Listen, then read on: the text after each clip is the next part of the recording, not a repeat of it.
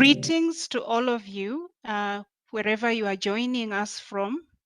Welcome to this webinar where we will be launching the CGIAR initiative on fruits and vegetables for sustainable and healthy diets. It's really a very timely initiative if we think of all the discussions that went on last year on the UN Food Systems Summit, where we are looking to link our food systems to healthy diets and have that actually be a deliverable. But although we have the common advice that we get to eat more fruits and vegetables, this has been a very difficult recommendation to attain.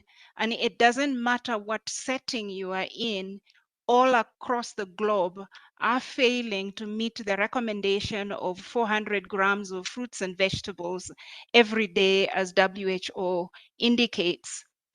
We face a number of challenges in terms of reaching this goal, and these are multifaceted, including problems of availability, accessibility, including affordability.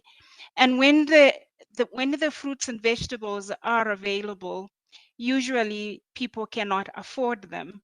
Then, of course, we have other challenges of food environments not being conducive to attaining the 400 grams per day, let alone doing so with safety, with food safety as an item of value also.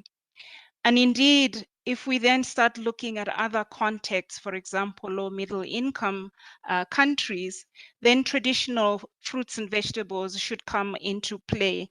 But for all this, really, it calls for a research initiatives that looks at fruits and vegetables and making them accessible in a holistic approach. And so this initiative that looks at this issue from production to consumption is really something that we need. Before I go further, I would just like to remind you all that we would actually like to hear from you. So we want you to participate in the Q&A session that will follow after the presenters have spoken.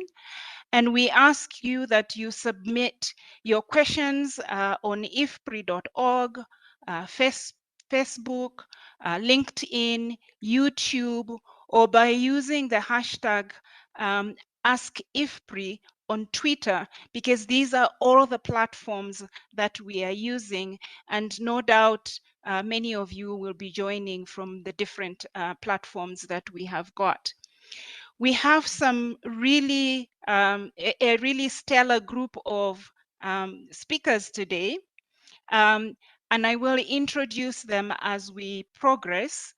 And I would like to start first by introducing myself, because I forgot to do that. My name is Namkolo Kovic. I am Director General's representative to Ethiopia for CGIAR's International Livestock Research Institute, and I'm based in Ethiopia. Our first speaker, to give us the CGIAR context that we are now operating in with the transition that we are in, is Dr. Jo Swinnen. He's the Global Director for the CGIAR Systems Transformation Science Group, and is also the Director General of IFPRI. Jo, please proceed. Thank you very much, Namukolo. Thanks so much for this introduction. I think you already pointed out some of the key challenges that we face in the world and why this initiative is so important. Let me first, before I just put together a few slides of how the initiative fits in the overall systems transformation or the whole CGIAR research portfolio. Let me just say a few words in terms of where we are. We are in May 2022. I'm sure you know that, but it's about a year ago that we started really in full force to design the initiatives, to design the research portfolio, and to start working on the individual initiatives with teams, with initiative design teams, and putting together the leadership of these, and then other people who are staffing the teams. Since then, it's been a very intensive process of developing the initiatives. I'll talk a little bit about the triangulation model here in terms of preparing budget, in terms of preparing staffing, etc. And so since January 1, we are working on getting the first one going. We had approval of the second batch of initiatives in March, April, and so these are implemented now. So it's a really important step, and I know that all the people on the teams actually are very eager to get going and to make this go forward and to actually get down to action after all the writing and the reviews and the comments, etc. So congratulations on the team as well of having made it here, of all the work that has been done already, and also everybody around the teams who have worked with them, particularly also people from the funders, the people who are investing in things, and the stakeholders in the region who've made a very important contribution as well. Let me briefly go through a couple of slides as introduction. So on the first slide, you know, it's what we are seeing. We're in a very particular phase in history, if you want. So roughly the period between 1990 and 2015, it's a 25-year period, we've seen a consistent reduction of poverty and improvement of food security in the world, and that has come to an end. So since then, we've seen a reversal of the improvements in food security. So food insecurity, malnourishment is on the rise. And so the left-hand panel illustrates this with data, the hunger data from FAO. Once you look into more other types of indicators, which are a bit more demanding in terms of healthy diet, access to healthy diets, micronutrient deficiencies, obesity, etc., the numbers are much worse than that. Okay, so we are in a dire situation. We are actually on a bad trajectory, a reversal of the good trajectory we had been on for 25 years. And so that means that we really have to deal with it. It's a very urgent issue as well. And note that these numbers only go up to 2020. So basically the big impact from COVID and now from the food crisis, food price rise in the world are not even incorporated in these. Next slide, please. The way we have our research portfolio within the CGIAR system for the next decade is organized is, and I'm sure a lot of you know this already, is really we have three main science groups: the System Transformation Science Group, the Resilient Agri-Foods Initiative Science Group, and the Genetic Innovation Science Group. And in each of these science groups, we have a number of initiatives, and then we have some initiatives, the regionally integrated initiatives, where basically capacity, skills, knowledge, and disciplines from the three science groups come together and focus on specific regional issues. Next slide, please. On the way these initiatives have been developed, also very much the fresh initiatives which we are launching today, is that it's a combination of input from the scientists in terms of what are the things that we need to research, where the knowledge gaps, from funders who are interested in these things, who think this is really an important issue, important challenge in the world where they want to invest in. And of course, the demands from the local stakeholders, the people we try to help or we intend to make a contribution to, whether they see what they see as their main challenges and the main things that our research should contribute to having an impact and the innovations there. So that's what all the initiatives, how they have worked together, this triangulation process, if you want, and this is very similar, very certain also in the FRESH initiative. Next slide, please. This is my last slide, kind of summarizing how FRESH fits in the overall portfolio. We know that FRESH is basically situated importantly within system transformation, but also within the RAFS initiative. So it bridges the gaps between those two things. It's very much a cross-border, if you want, and crossing the border lines there, which we do not want to have. So within system transformation, we have 12 initiatives. They are roughly organized along the 5 impact areas that we want to address. And so all of the initiatives essentially address the impact areas, all of them, but they have, of course, some of them are more focused on specific impact areas. And clearly the FRESH initiatives together with the the SHIFT initiative, which is on healthy diets and sustainable healthy diets, are focused very much on the nutrition, health, and food security impact area. I mean, needless to say that. And so I should do have a final word of thank you on our colleagues from World Veg, which we have collaborated very intensively in the design and now also certainly in the implementation of this initiative. And so I look very much forward to the presentations today, the discussions, and seeing moving this forward. So congratulations again on everybody involved, and over to you. Thank you very much, Yo. Now I would like to introduce our next speaker, who will give us an overview of the FRESH initiative. And this is Diana Olney, who is leading the initiative. And she is a senior research fellow at the International Food Policy Research Institute. Diana, over to you. Thanks, Namakolo. So, yeah, thanks for that introduction, and thanks, Yo, for the overview of the systems transformation and where FRESH fits in with the other initiatives within systems transformation and RAPS. Like Yo, I want to thank all of our partners who worked on developing this initiative. We had several CGIAR partners, as well as other external partners, and importantly, as Yo mentioned, the World Vegetable Center, who co-led the development of this initiative. On this slide, I've also highlighted our current leadership team, who have worked very hard to get this initiative up and running. So a special thanks to all of them. The key challenges that the FRESH initiative aims to address are those highlighted by Namakolo in her opening remarks. But specifically, we know that the worldwide intake of fruits and vegetables is far too low, and this is affecting nearly every country in the world. And this is contributing to poor quality diet, and in turn, a high prevalence of malnutrition and diet-related non-communicable diseases. And these include things like micronutrient deficiencies, overweight and obesity, diabetes, heart disease, etc. The key barriers that Namakolo also alluded to that are affecting increasing intake or preventing the increased intake of fruits and vegetables revolve around four main areas, which this initiative aims to address. The first is availability. We know that the gap between supply and demand is very large, and this is due in part to post-harvest losses, which on average are about 40% and can be much higher in different contexts. There's also issues related to accessibility, where we know that safe, diverse fruits and vegetables are often not easily accessible to everyone.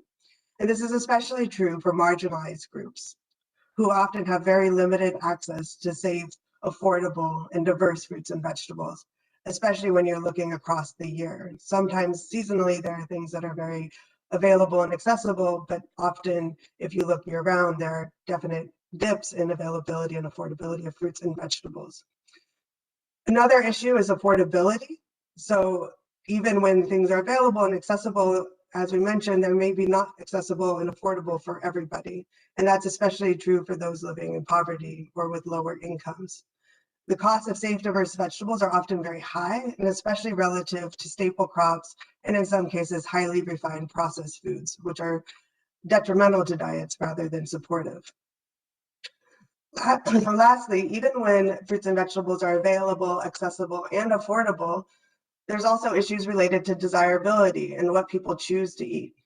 We know that the choices about what people choose to eat are very complex and are often driven by factors such as cost and health considerations, but also importantly, things like convenience, time, image, palatability, and culture, which can also override concerns about health and in some cases even costs. So in order to increase fruit and vegetable intake, we need to address all of these barriers along the value chain. Currently, research in these areas are sparse and fragmented, and the FRESH initiative aims to address that, along with addressing directly the barriers to increasing intake of fruits and vegetables. The FRESH initiative is going to use an end-to-end approach, a holistic approach, aimed to improve intake of fruits and vegetables specifically, and in turn, diet quality, nutrition, and health status. We are aiming to start with consumers to understand dietary patterns, current intake levels of fruit and vegetables within the context we're working in, how those relate to nutrient gaps and deficiencies, and how fruits and vegetables can be used to fill those gaps. At the same time, we'll be working closely with farmers and other value chain actors to understand constraints to increasing availability of affordable, safe, diverse fruits and vegetables, well, especially on the vegetable side in the first 3 years. Our primary aim is to improve the intake of fruits and vegetables and in turn nutrition and health. But at the same time, we also want to work on reducing poverty, empowering women and youth, and addressing issues related to climate and environmental health and biodiversity. Together with our partners, we will work to understand the constraints along the value chain and with the consumer behaviors and diets, and co-design and eventually evaluate interventions, policies and programs to address those constraints along the value chain. Once we identify successful approaches, we will work with our partners to scale and replicate those approaches within our focus countries and beyond.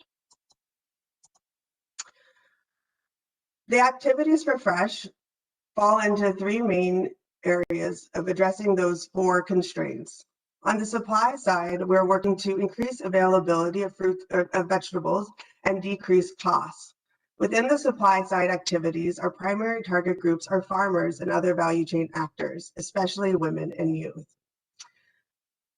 Their supply side activities fall into 3 main categories. The first is working on improving access for farmers to quality seeds for vegetables, working on developing and advancing pest and disease resistant varieties that are more tolerant to climate extremes, and working to conserve and use biodiversity to source traits for new crop cultivars. At the end of the first 3 years, we expect to have reached 10,000 farmers, about half of which would be women, and help them to adopt improved climate resilient vegetable cultivars that align with consumer, farmer, and other value chain actor preferences. As Yo mentioned, there are 5 main impact areas, and each of our sets of activities aim to contribute to those impact areas, but to different degrees. And so at the bottom of each of these next few slides, I've kind of indicated the emphasis of the specific activities in terms of the ultimate impacts we hope to achieve over the full 9 to 10 years of this program.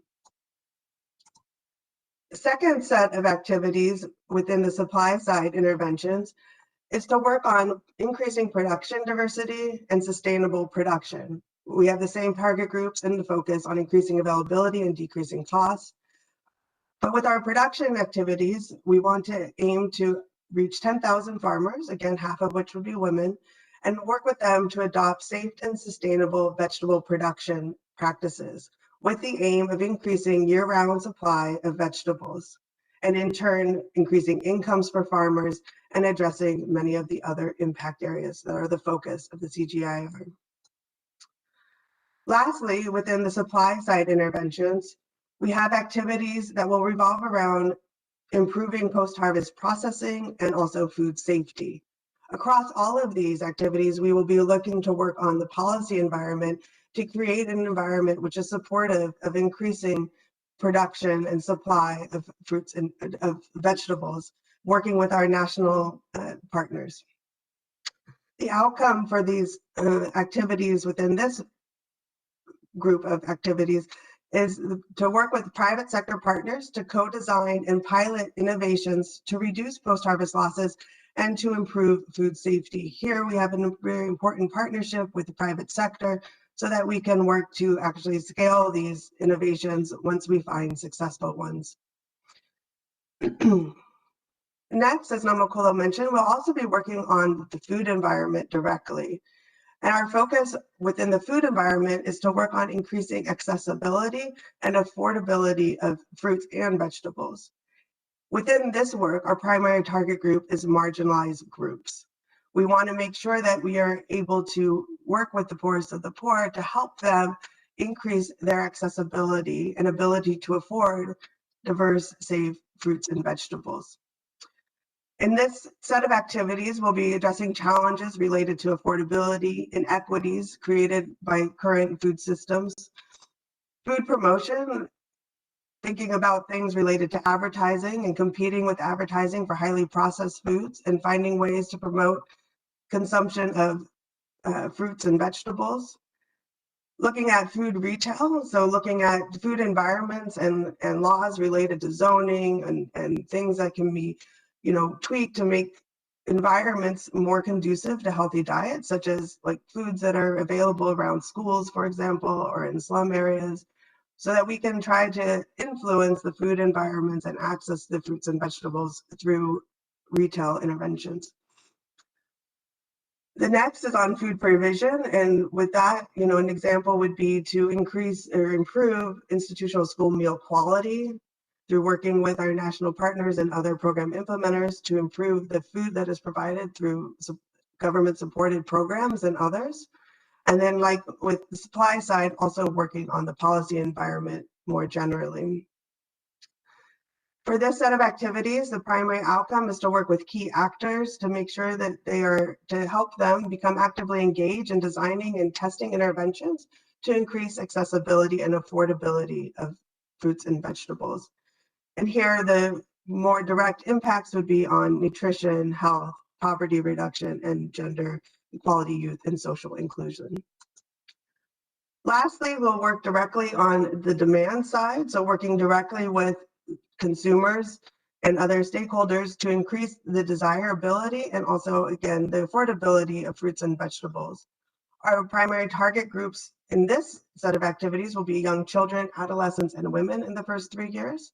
And we'll be primarily addressing the direct challenge of poor quality diets and addressing the different reasons why people may not be increasing fruit and vegetable intake, aside from those issues that are being addressed by the supply side activities in the food environment. So once we're thinking about having an environment in which fruits and vegetables are more available, accessible, and affordable, working with consumers to encourage them to actually eat those fruits and vegetables. Oftentimes, when people increase their income, they often decrease the quality of their diets in different ways. Not always, but sometimes. And I think that is contributing to this increase in the double burden of malnutrition and increase in overweight and obesity. And so through the FRESH initiative, we want to work with our partners to identify ways to support increased intakes of fruit and vegetables and overall diet quality. The outcome for this set of activities will be to work with key actors and have them actively engaged with us in designing and testing interventions to increase fruit and vegetable intake, which address all the different factors that have been mentioned. And here is the most direct link to addressing diets and intake of fruit and vegetables, nutrition, and health through this set of activities. Our 4 focus countries for the first 3 years will be Benin and Tanzania in Africa, and Sri Lanka and the Philippines in Asia. In addition to the specific value chain related outcomes, we also have national level outcome of wanting to work with national level actors to increase the prioritization of fruits and vegetables, and to work with them to institute national level and local level laws and regulations aimed at increasing fruit and vegetable intake, production, food safety, and equity within their food systems. At the global level, we'll be creating a fruit and vegetable knowledge hub. And in the first 3 years, we aim to reach 10,000 individuals that we would like to access this knowledge hub and use it as a resource for fruit and vegetable learning, research, and innovations. Just to end with giving an example of what this FRESH end-to-end approach may look like within a specific country, we'll use the example of Tanzania, where most of our activities will start in the first year. In Tanzania, we plan to start with 2 production hubs around Arusha, where the World Vegetable Center has headquarters. We'll be working on those value chains, which can be short, medium, or long value chains, feeding into the food environments and looking at how the increase in supply is affecting those food environments, and then working with our local stakeholders to find ways to directly influence the food environments through the ways that were already mentioned. And then at the same time, within each of those food environments that are being fed by the production activities, we'll be working with the consumers to increase diet intake of fruits and vegetables directly. alongside working with the farmer households that are participating in the production side activities. So lastly, I just want to thank everybody who's made this initiative possible, our donors, the technical advisory group, our colleagues, the communications team, the graphics design team, as well as all of our participants today. Thanks, and back to you, Namakolo. Thank you very much, Diana. Really an end-to-end approach that you have outlined for us. The question, though, that comes to mind is, why this? Why this particular approach? Why is the fresh end-to-end approach different, and how is it important? And to answer questions related to this, I will field some questions to some of our speakers, starting with Laura Monroe, who's advisor of Agriculture Research Team at the Foreign Commonwealth and Development Office of the UK government. She's also a livelihood specialist. Monroe, my question to you is, listening to Diana in terms of what she has articulated about the fresh approach, the end-to-end approach, how does this actually differ from approaches that you're familiar with in the past? Over to you, Laura. Thank you.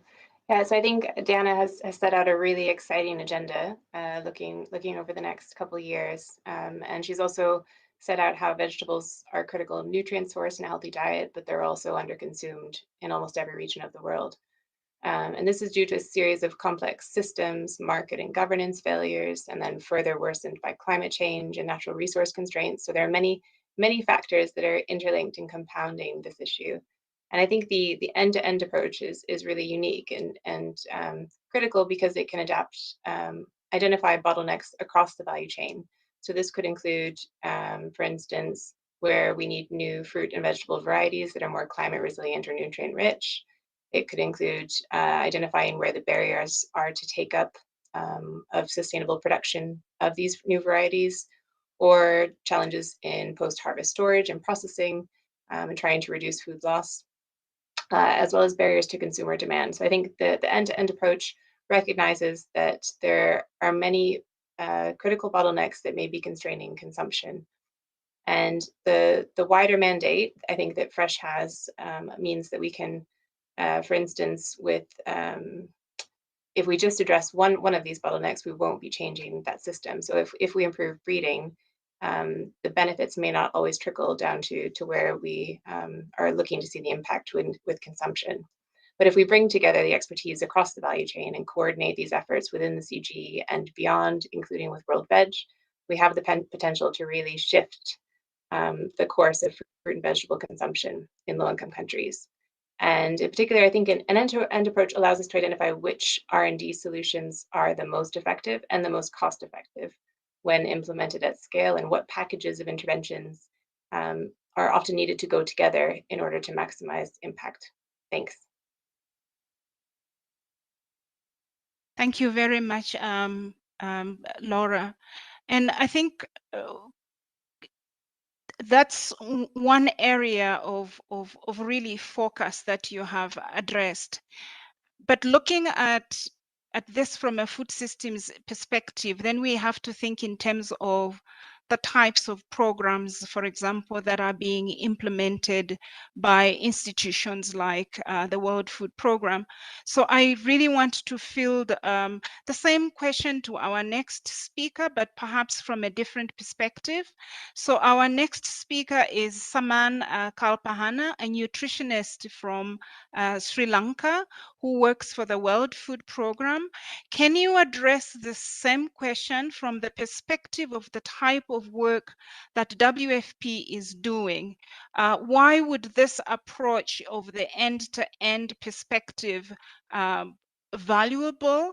How does it actually differ also from the types of approaches that you are used to in the past in your environment?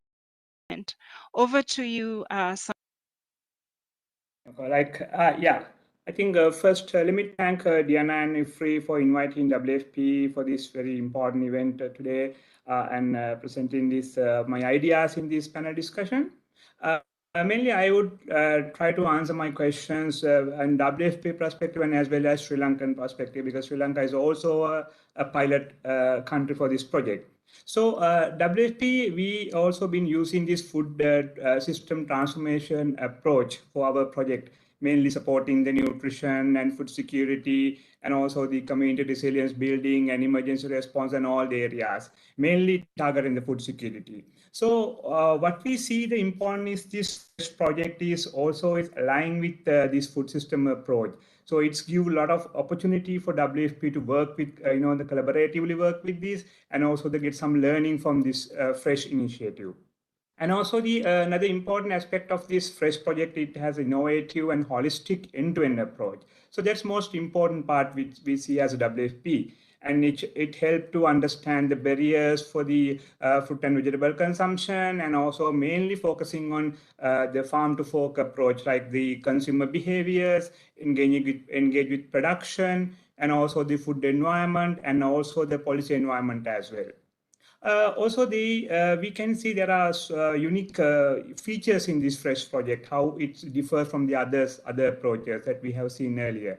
So mainly the fresh project has it would help to understand the pathways of improving the both production and consumption of fruit and vegetables, like through improving the food environment and policy framework. And also another important feature is that project end-to-end approach is, through the research question, it could easily capture the challenges in supply chain, where WFP is really focusing on, and also the food environment, consumer behaviors, policies, programs, and institutional action. So those are the important thing, and also the this finding from this the fresh project would be important for WFP, because WFP also have some kind of like initiatives, some programs we've been doing for long, addressing some food security issues through the same end-to-end approach. Something like homegrown school feeding program, supply chain support, and our social behavior change communication program. So I think those are the same area like WFP can learn and jointly work with this fresh project. And also the evidence generation from fresh project would help for WFP and other partners, especially for designing a new context-specific interventions with comprehensive approach, mainly address the current, the food issues in this current context where the food, almost a food crisis. It looks like we are having so, some connectivity challenges with Kalpahana. I would like to move on to our next speaker, who is Professor Joyce Kinabo of Human Nutrition from the Department of Food Technology, Nutrition and Consumer Science at Sokoine University in Tanzania. Joyce, looking from a different angle now, you are an expert in a country that is one of the beneficiaries of these initiatives in terms of that it is a targeted country. From your perspective, also based on what the others have said, how do you see this initiative itself as a platform to bring together different actors in Tanzania around the issue of improving fruits and vegetable consumption for sustainable, healthy diets? Over to you, Joyce.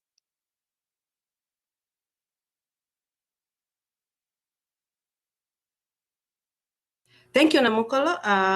Thank you for that question.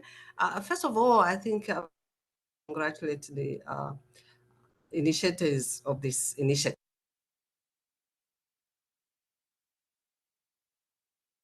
Joyce, you seem to have muted yourself. Can you unmute, please? No. Yes, now I'm unmuted.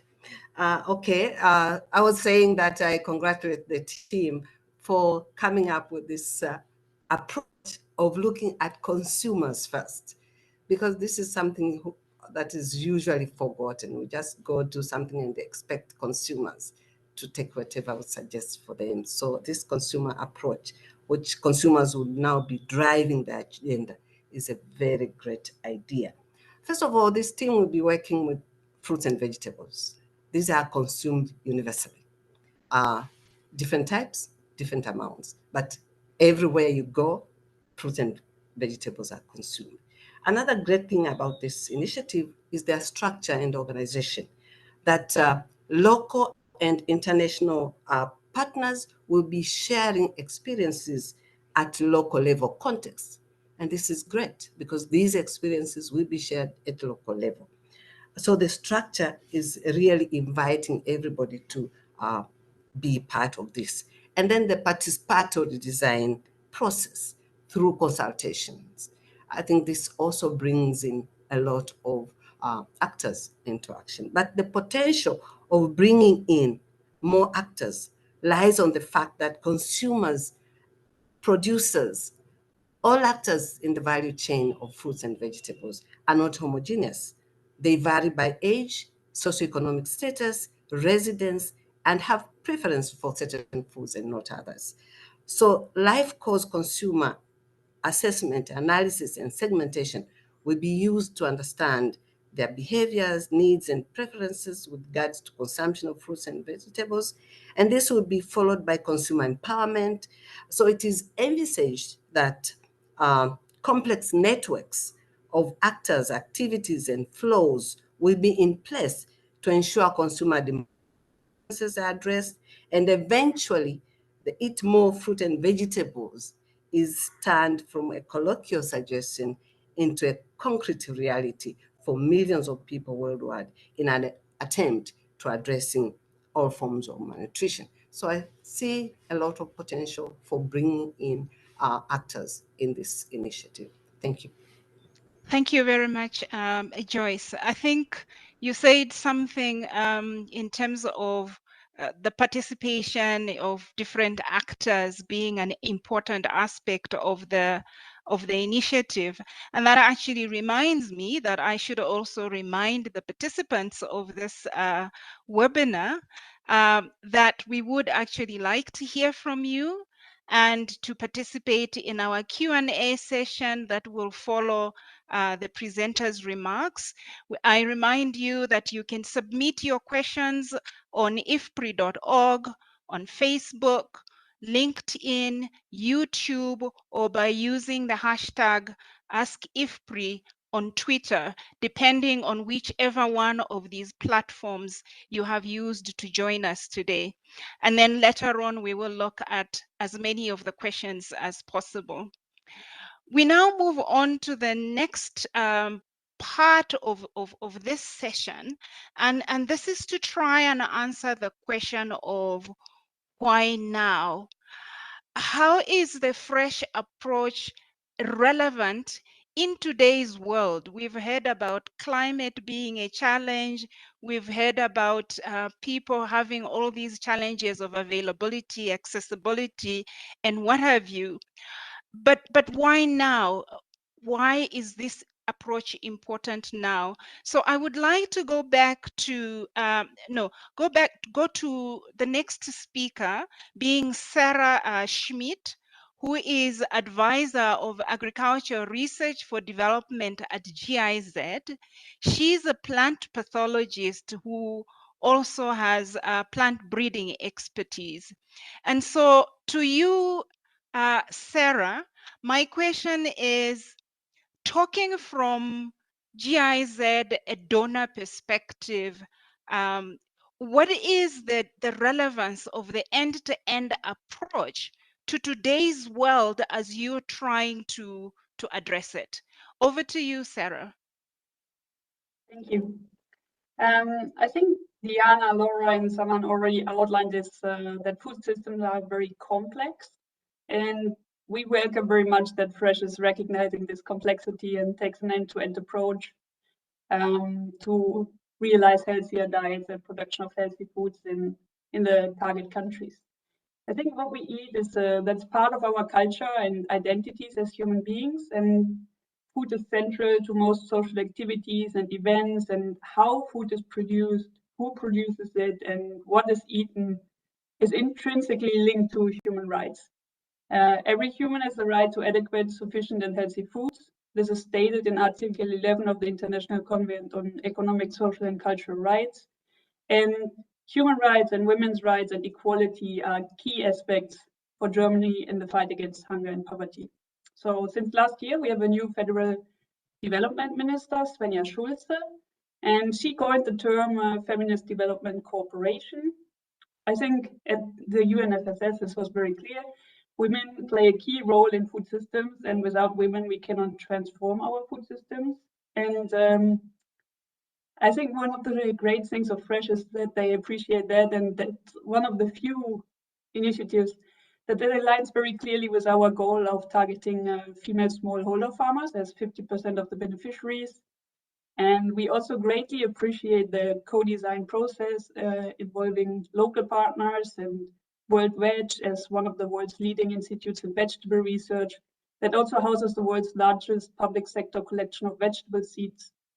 And I think we all agree that there's no simple way to healthy diets, and each country, as Laura pointed out, has different roadblocks and availability, accessibility, and affordability. And we look very much forward to Fresh to uncover and overcome these obstacles to ensure that every child, every man, and every woman has access to food that is nutritious, culturally adequate, and sustainable. Thank you very much. Thank you very much, Sarah. Laura, it seems Sarah has actually invoked your name in her remarks, so I will come to you next. But from a donor perspective this time, also to ask you the same question of what do you see as the relevance of this end-to-end approach to today's world as Fresh has articulated it? Over to you, Laura. Thank you. Yeah, so very similar to what Sarah has said out, I think the systems approach is clearly very closely interlinked with the end-to-end approach. It's essentially, from a donor perspective, we're keen to maximize the impact of our finite water resources. And the food system allows us to do this because it has so many interlinked objectives, so from food and nutrition security to growth in jobs and poverty reduction to the interlinkages with the climate and the environment. And I think in a system with all of these complex interlinkages, an end-to-end approach is really critical to achieving change because there are so many bottlenecks. And with limited resources, we need to find the investments that will maximize our impact. And I think Fresh is a really exciting example in that regard. It can look at a slice of the system by focusing on fruit and veg. So while the main focus is nutrition, as Sarah and Diana have set out, it also considers relationships with a number of the wider objectives of the food system. So I think thinking about the program and what it can achieve, it can help to identify the binding constraints from breeding to seed production to fruit and vegetable production to processing and storage, all the way to consumer barriers. And in doing so, it can identify the most cost-effective innovations and approaches that can be scaled to accelerate progress. And I think from the donor perspective, we're always looking for the strongest evidence for where we can maximize the impact of our investments. That's very nice to hear, Laura, which really takes me nicely to the next speaker. One of the things that I have appreciated looking at the countries that you have chosen is that you've picked a country in West Africa, which has some relevance to additional countries there. You've picked a country in the southern Eastern African region, but one that shares consumption patterns also with several countries. So that part is actually very useful. And then I've seen also in Asia, there seems to have been some deliberateness in terms of the countries that have been chosen there. And so the next speaker, Matthew Ayanan, is a research assistant and plant breeder at World Veg Center in Benin. And to you, the question I would like you to address is, on this end-to-end approach that we have heard about from the others, how do you see this fitting within the work that you are already doing that is ongoing? How do you see the relevance of it within already ongoing work? Over to you, Matthew. Okay, Namukolo, please, thank you very much for that question. Yeah, when I hear Diana with the outputs that Fresh has to achieve within 3 years, we have 10,000 farmers to reach for seeds, 10,000 farmers to reach for improved agronomy practices, and if within 3 years we have to start from scratch, we are not likely to achieve that ambitious goal. So we need really to identify strategic projects that are already ongoing, strategy partners that will really help us to move quickly and achieve that. And that is what is being done. Even from the design of the project, we have leveraged a lot on the existing network from the ongoing project within the different target countries, which has been very helpful in refining the activities of the work packages. And here I want to take a specific example. When we come to Benin, which is one of the target countries, we currently have a number of ongoing projects at the World Vegetable Center, like the SAFE, locally produced vegetable for West Africa, and the Choose, Grow, and Thrive projects, which are led by the World Veg. And those projects have very specific site of intervention. And what we are planning to do within Fresh is really to use those similar same sites of intervention and make sure that the impact are quickly reached. And that we should avoid, or we are making sure that we will be able to avoid duplicating the effort. So as we all know, one project cannot solve the complex issues that we want to address. So what is the gap, or what are the gaps in those projects are not being able to address now? And that's where we are strategically positioned these Fresh activities to make sure that at the end, all those interventions will come together and have an impact, and we'll be able to reach the various impact we are targeting. So that's basically that strategic move in working with existing project, working with existing and established stakeholders network. That is, that's what Fresh is bringing. And more importantly is the fruit aspect. Most of the other projects are mainly focused on the vegetable, but adding the fruit aspect is really what's one of the added value of Fresh in adding to those ongoing projects. Thank you very much. Thank you very much, Matthew. And it's nice to hear you drawing attention to the fruits as well that really need some attention. I would like to go back to Sarah now. Sarah, I come back to you because last year was FAO Year of Fruits and Vegetables. And so I hope we learned something from it. And you are now on this really supportive of the fruits and vegetables for sustainable healthy diets initiatives. Why is it important to continue to generate demand for fruit and vegetable research from your perspective? Over to you, Sarah. Thank you, Namukolo. I think there are 3 dimensions to why it is important to generate demand for fruit and vegetables. The first dimension is health and nutrition. So Joe showed this in his introductory slides. We have more than 800 million people that are hungry, but more than 2 billion people suffering from malnutrition. So that actually means that 1 in 10 people globally suffers from malnutrition. And women and children are particularly bad affected, although good nutrition is especially important for pregnant women and breastfeeding mothers, as well as children in their first 1,000 days of life. And fruits and vegetables have multiple health benefits, and Diana outlined some of them. So they are the first thing actually that comes to mind when we think of healthy diets. They're colorful, they have vitamins, minerals, fiber, they strengthen our immune system, and they are actually a very good way of combating malnutrition. So that's the first dimension. The second dimension, I think, is gender use and employment. So, I mean, chronic hunger and malnutrition, above all, is a consequence of poverty. So someone who is poor has insufficient money for food, cannot provide for their own health, cannot invest in education for their children, and that traps people in a cycle of disadvantage, poverty, and hunger. And the high value of fruit and vegetables and the potential for innovation in the supply chain, in the production, in the value chain, opens very exciting opportunities for women and youth to generate income, to create livelihoods, and to improve their own food security and nutrition situation, as well as that of their families. So I think that sustainable and inclusive value chains of fruit and vegetables really can allow women and youth to exit this vicious cycle of disadvantage, poverty, and hunger. And the third dimension is sustainability and agrobiodiversity. So the world's food supply depends on just 200 plant species. Many of these are fruit and vegetables, although 12 species provide like 3/4 of the food that we consume. And most fruits and vegetables worldwide are grown by small-scale producers, so either for their own use or for local sale. And if COVID-19 and the Ukraine crisis now have taught us one thing, then this is the importance of local production.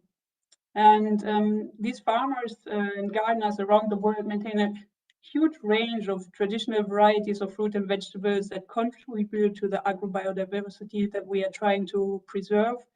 Many of these traditional crops and wild species are sold in local markets, and they can really help to maintain food and nutrition security and act as a buffer in disaster-prone areas and also to climate change. So I think these three dimensions, sustainability, employment, and health and nutrition, are really why we need to push for a stronger demand for fruit and vegetable research.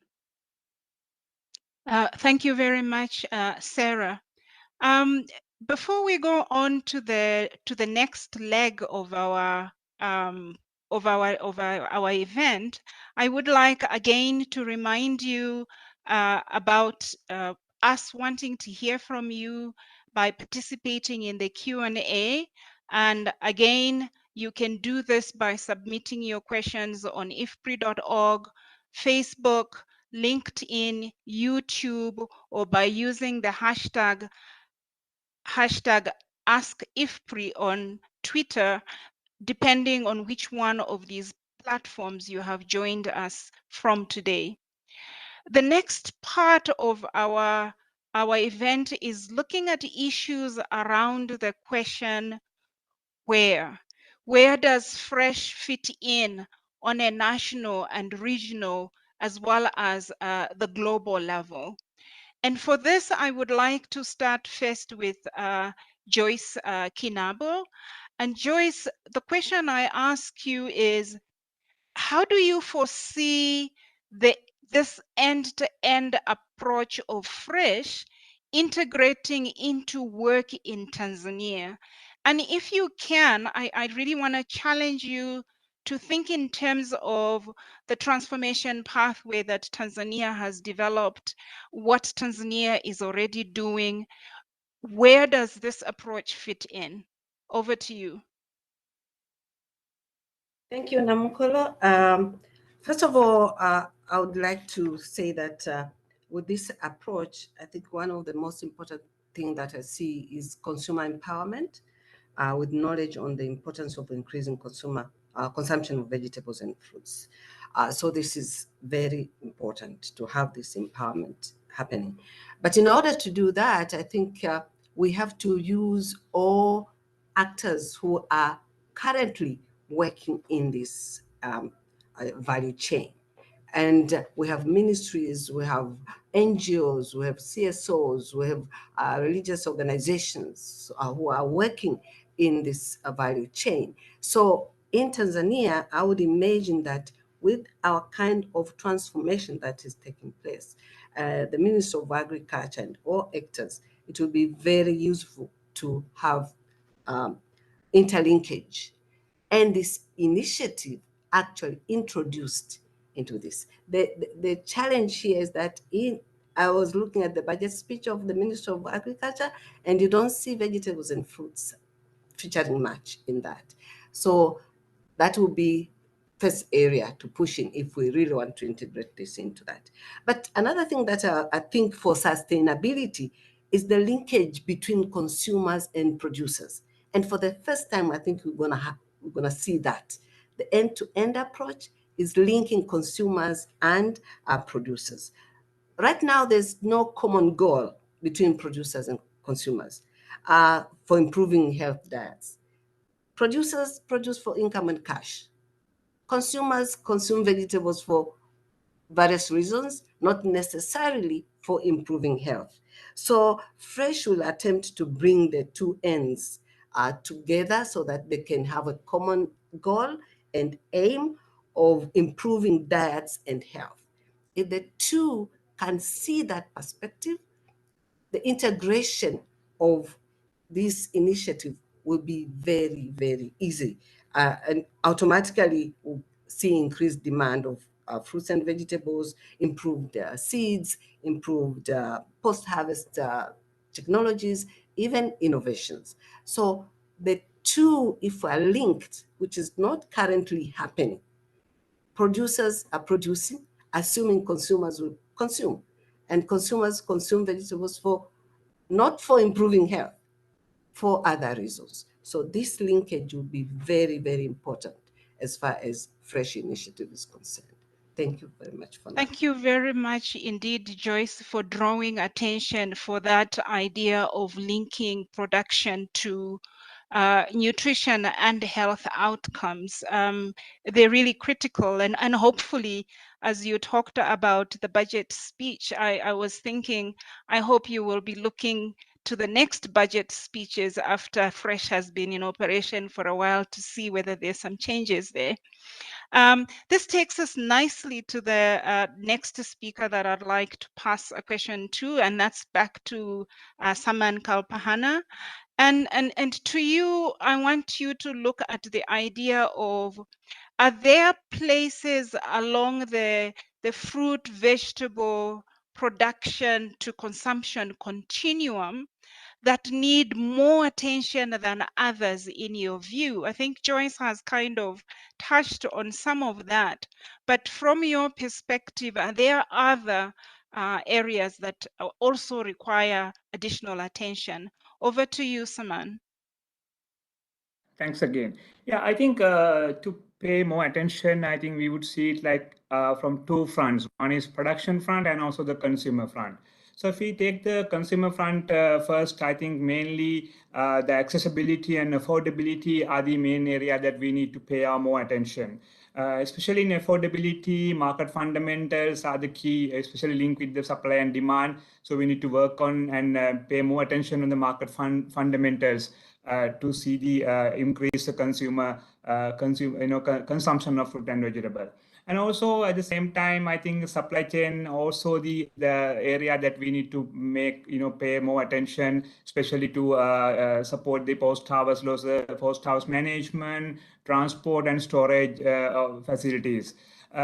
Also the knowledge, when you see the consumer front, the knowledge of the balanced diet, the importance of the healthy aspect of the balanced diet, that's something we need to really work on to make the demand creation.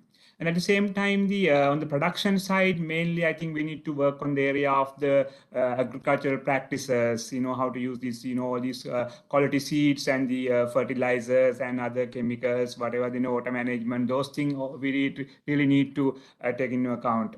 And also the policy environment, also the important front, important for the both production and consumer front. So if it is not enabling a policy environment, then it's the production and the consumer both front would be, have some obstacles as in the food and vegetable consumption front. So those are the main area I think we need to think about, pay more attention in this, promote the food and vegetable consumption. Over. Thank you very much, Saman. And I think to go now to the final question I would like to ask before we go into the Q&A. I want to draw attention first to the fact that a number of countries, especially on the African continent, that have developed food systems transformation pathways have actually indicated interest in including traditional and indigenous foods as part of the toolkit, if you will, to promote food systems transformation. And so, Matthew, the question that I want to ask you is, at country level, at country context, for example, when it comes to indigenous and traditional fruits and vegetables, how important is this to actually address, and what might be our benefits from including this in our toolkit? Over to you, Matthew. Okay, thank you very much. I think the importance of indigenous fruit and vegetables is not, cannot be overemphasized, and that clearly came out of the inception workshop the fresh inception workshop in Benin that we had earlier this month, and that's a very important area that Fresh is also looking into, especially integrating fruit and vegetable into local value chains. And one thing we have to have in mind when we talk about indigenous vegetable is that their production and utilizations are highly localized. That means it's context and country specific. So what we are planning to do, and we have already started doing that, is to prioritize those indigenous fruit and vegetables in each of the countries, the target countries of Fresh, and then go next to the collection. If the biodiversity is endangered, rescue them, conserving them, and utilizing them. The utilization can be directly in terms of promotion to improve diet, or also include them in the seed system for variety development and seed production aspects. And when we come to Benin, to be specific, when we were having the inception workshop, the General Secretary of the Ministry particularly or specifically task Fresh in terms of improving local seed systems, that which is mainly used by local stakeholder or smallholder farmers, and also generating evidence to guide intervention in the horticultural sector. So in terms of fruit and vegetable, when we look at the indigenous and aspect of that is very critical, and I think that's Fresh is really considering those aspects in the project, and hopefully we make great impact in terms of conservation, utilization, and also rescue of the biodiversity. Thank you. I really like the idea of you adding the attention to conservation, because if we lose the biodiversity, then we lose elements of the toolkit for us to even address the issues of climate mitigation.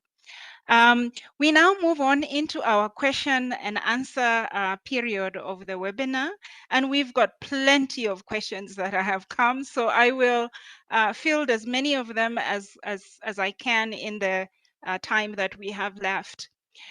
The first question I actually want to pass on to Diana, and I'm targeting you in particular, being a lead person for this initiative. The question is from Abebo Ayele from Bahada University in Ethiopia. And he says in Ethiopia, there's a lot of production of fruits and vegetables, but post-harvest management system is very poor, or none at all. So how can we act towards this critical problem, he asks. And maybe while you are at that question, if you could also address the issue of whether you have considered linking with the livestock people, perhaps to use some of what might go to waste as part of feed. Over to you, Diana. Thanks, Namokolo. So I can answer the first question very well. The second one might be more challenging for me. Maybe Mathieu could come in on that. But for looking at post-harvest losses, within each of our focus countries, we will be conducting analysis of the value chain losses and quantifying those and identifying what aspects of the post-harvest processing are leading to those losses. And then we will be working with kind of our midstream value chain actors in the private sector to identify innovations to address those post-harvest losses that are context specific. So that's how we'll be working on the post-harvest losses, and that will be happening in each of the 4 focus countries over the first 3 years. In terms of linking with the livestock sector, we have not thought that much about it, but again, I am, not a production expert, so I may be wrong. Our production side colleagues may have been thinking about this, but I don't know if Matthew maybe would want to say something about that. Yeah. Okay, Matthew, then over to you. Yeah, thanks, Diana. Of course, in the project, that linkage has not been explicitly described, but there are opportunities to link up, and both using the waste from the vegetable to feed animals, and also use the animal waste to fertilize and enhance soil fertility for vegetable production, which is should also be part of the agroecological intensification package in the World Package 3 normally. Yeah, thanks. Thank you very much. The next question, I think the people asking questions are not choosing who they want to answer the question. So I will be going mini, mine more. The next question, I think I will pass on to Sarah. Sarah, this question is from Lace Mycon. And he says fruits and vegetable intake recommendations are based on their benefit to health and disease prevention. However, some recent research has been showing that pesticides exposure may negate the benefits of fruits and vegetable intake to human health. How are you addressing this in the work of the initiative? Are there efforts to look at this as well? Over to you, Sarah. So I can, because I'm a donor actually and not part of the initiative, I will just say what I think should be done. So because I mean, for us, sustainability is very, very important. And I think that's also part of the initiative to set up sustainable production systems that hopefully will come with reduced pesticide and fertilizer use. This is a tricky line with the vegetables and fruits. But I think especially now with the Ukraine crisis and the extremely expensive fertilizer prices, it's anyways necessary. So that's my point on that. I also hope that there will be strong linkages with other 1CG initiatives like Excellence in Agronomy and the Plant Health Initiative that are actually designing more sustainable practices and integrated pest and disease management solutions. Thank you. So can I come in here, Namokolo? Yes, sure. Let Okay. me go to Joyce first because she's already put up her hand, and then I'll come back to you. Joyce, over to you. Yeah, thank you very much, and thank you, Sarah, for your answer. And for this question, I think it's very pertinent because really the use of pesticide is just too high, especially in our situation. And this is because consumers and producers are not linked in any way.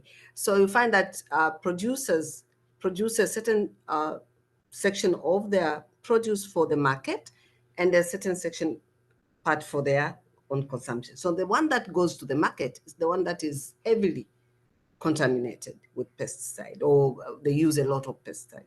So this idea of having a common goal of improving health and nutrition, I think will empower even producers to think that they are doing that for improving health and nutrition and diets, and not for income generation. Because this idea or perception that this is for income generation really puts them into that situation of using a lot of that so that they can have good quality product, heavily contaminated, get high price for their produce, not knowing that they're actually causing a lot of problems to the consumers. So the two have to really be handled together to get this problem solved or reduced. Yes, an important linkage indeed. Matthew. Over to you now. Yeah, thanks. I just want to highlight that the work package 3, which is working on sustainable vegetable cropping system intensification, is critically looking at that aspect and yeah, how to promote agroecological practices that will substantially reduce the use of pesticide and make sure that the vegetable that is coming out while you apply the technology that will be developed through this fresh project are safe for consumption and also environmentally friendly. So the work package 3 is looking at that. Thank you. Thank you very much. And then the other question that's come, and I think I will pass it on to Saman.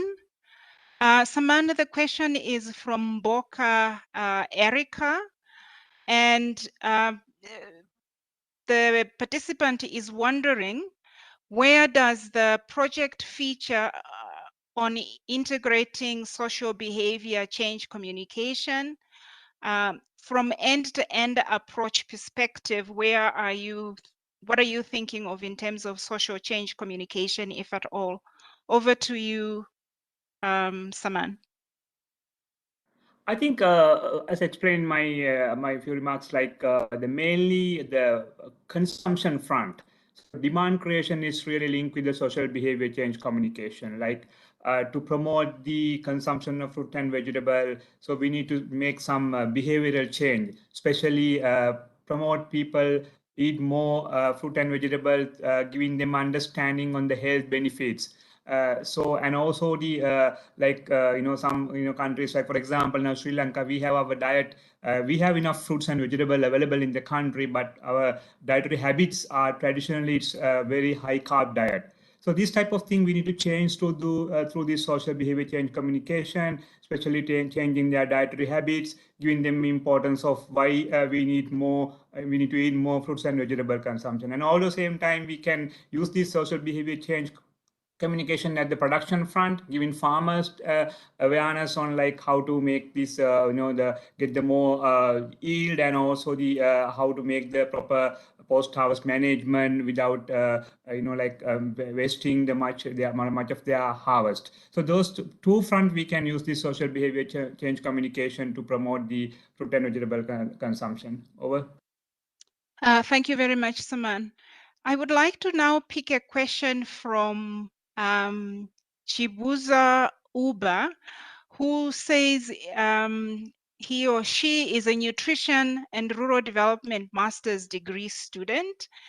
And the question is, how can this intervention increase consumer consumption of fruits and vegetables, knowing that ordinarily, aside acceptability and cost, consumers don't really like consuming vegetables and fruits in these populations, even when cost and availability is addressed?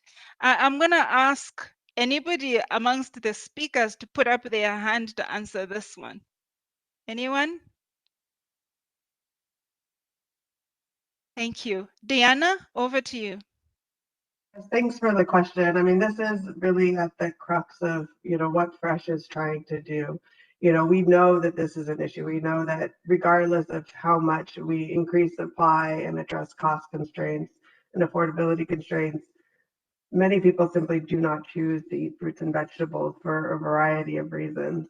And so through Fresh, we will be working within each of the countries with our key stakeholders, from government, from NGOs, multilateral organizations, universities, to try to understand very carefully, what are the barriers within each of those contexts across the different populations, and try to design innovations and interventions to try to nudge people towards healthier choices, whether that be through social behavioral change communication, the use of vouchers or other types of incentives to increase fruit and vegetable intake. But yes, there's no easy answers to this, but that's one of the challenges that Fresh is going to be working to address very directly. So not just expecting that by increasing availability and reducing costs, that we will all of a sudden see a change in vegetable intake and fruit intake, but that we need to work very directly with consumers. Part of our strategy will be to work with women and children and adolescents, who we think, present the most opportunities for influencing long-term changes within diets and within households. There's some evidence to suggest that, what women eat during pregnancy, influences children's diets over the long term.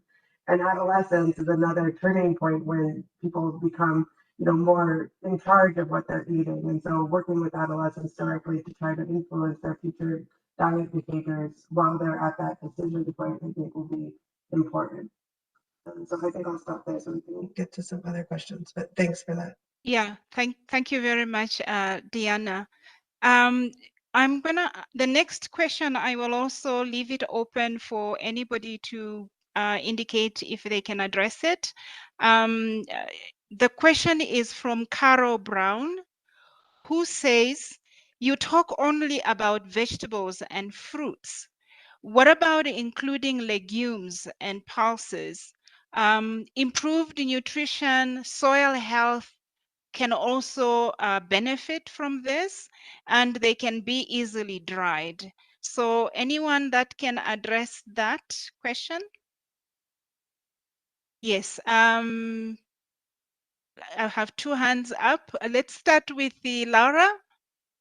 Matthew, I've seen that you put your hand and put it back down again. I will still come to you. Laura, let's start with you.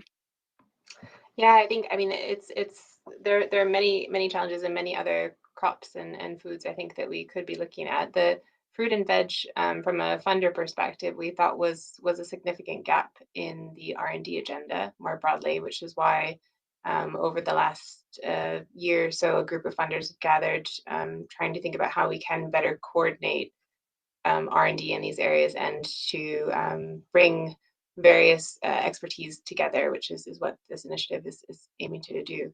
But I think it's a fair point, and that's why if you look at the other CG initiatives, they're tackling also many others throughout that perhaps Diana or Yo could speak to as well. But I think it's a noteworthy point, but from a funder perspective, we felt that R&D in fruit and veg was particularly fragmented and needed a coordination mechanism to bring it together.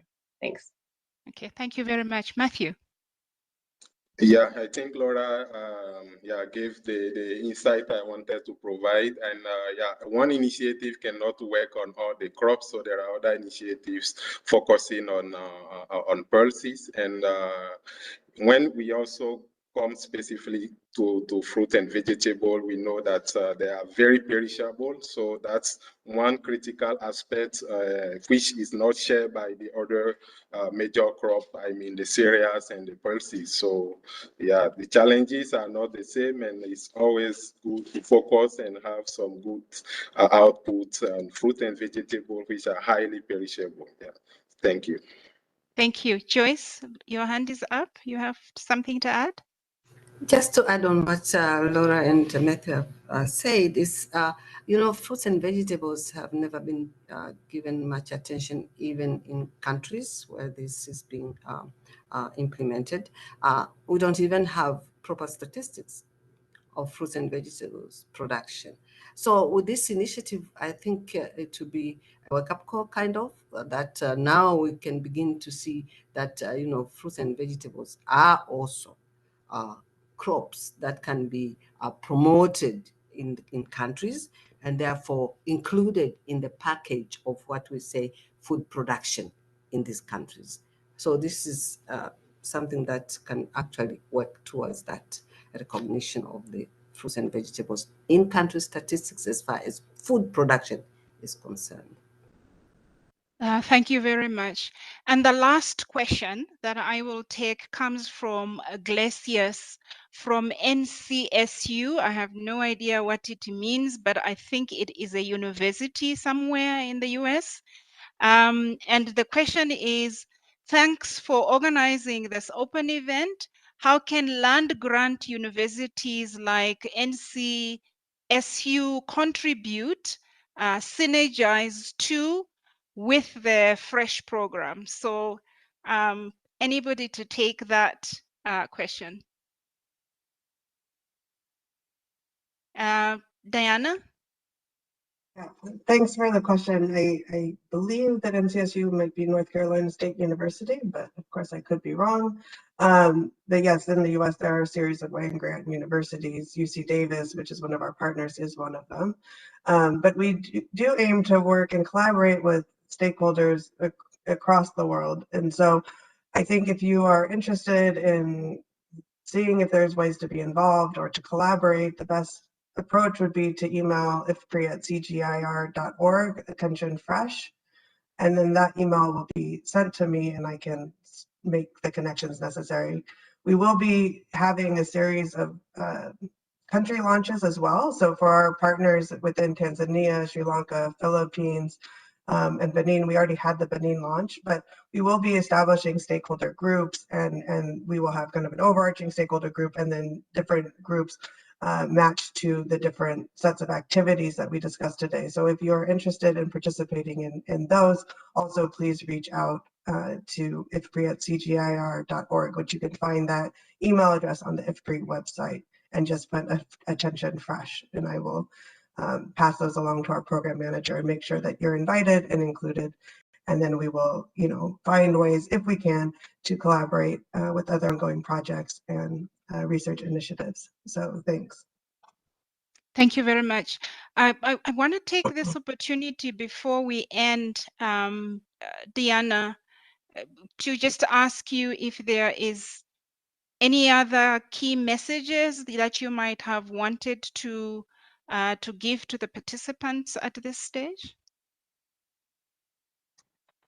Not really. I mean, I think that I just want to really thank everybody and thank everybody that participated in this launch with our panelists, not you, Nomakolo and Yo, as well as everybody who's listening online and who's provided these questions. I think it gives us a lot of food for thought on how we can continue developing our initiative and paying more attention to different aspects and being very thoughtful about how we collaborate with our in-country partners and how we think about addressing all the different issues that are current key barriers to increasing fruit and vegetable intake.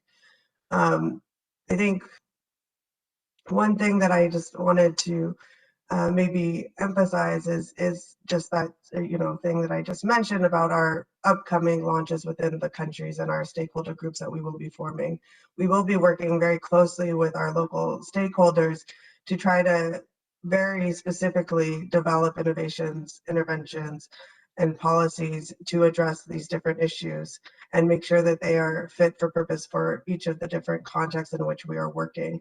I think there was a question related to the policy environment and the need to really work within that I just want to address. And just to say that we do have a work package. We're organized by work packages, and we do have a work package that is looking specifically at the policy environment and how to engage with policymakers at different levels within the countries to see how we can work towards influencing the broader policy environment, including policies, laws, regulations, to make sure that what we're doing in this research initiative is available and translatable to policies, laws, and regulations so that we can try to make that more systemic change beyond the life of this project. So I think I'll just end on that and just, really thank everybody for your interest and participation today.